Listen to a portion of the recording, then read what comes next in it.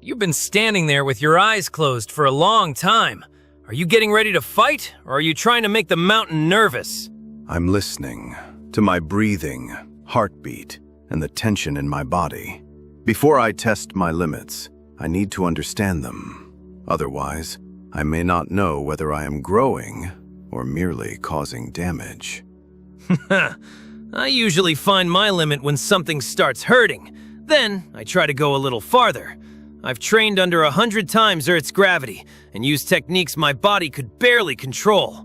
When I fought Vegeta, the Kaioken was tearing me apart, but everyone was depending on me. Every time I thought I had reached the end of my strength, I found something beyond it.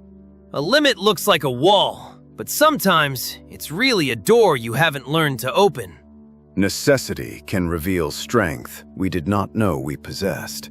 But necessity is not the same as wisdom. After my battle with Sagat, I saw how easily the desire for victory could become something darker.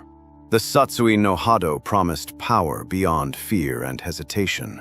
It offered to shatter every limit, provided I surrendered myself in return. A warrior may overcome his opponent and still be defeated by the reason he wanted power. I understand that. When I first became a Super Saiyan, I was so angry at Frieza that the power almost felt bigger than I was. It helped me protect everyone, but for a while, all I could think about was winning. Still, sometimes you have to cross the line before you know where the next one is. You fall, recover, and learn what to do differently. Sometimes. But refusing to stop is not always courage. It can also be pride. My master taught me that training is not punishment. You apply pressure, recover, and return with greater understanding. A fist thrown without balance may be powerful once. A balanced fist can be thrown 10,000 times. I have trained until I collapsed. The lesson came afterward, when I asked why I had been unable to stop. Was I seeking improvement, or trying to prove weakness had no place within me? I don't think weakness is something to be ashamed of. Whenever I lose, I get excited. It means someone has shown me something I can't do yet. Even Ultra Instinct didn't come from forcing more power into my body. I had pushed beyond the point where fighting harder could help. I had to stop controlling every movement and let my body act on its own. I reached a new level by changing how I understood the limit. Then perhaps our paths are not so different.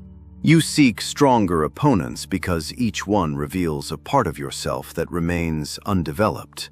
I wander because every battle teaches me something about the warrior I am becoming.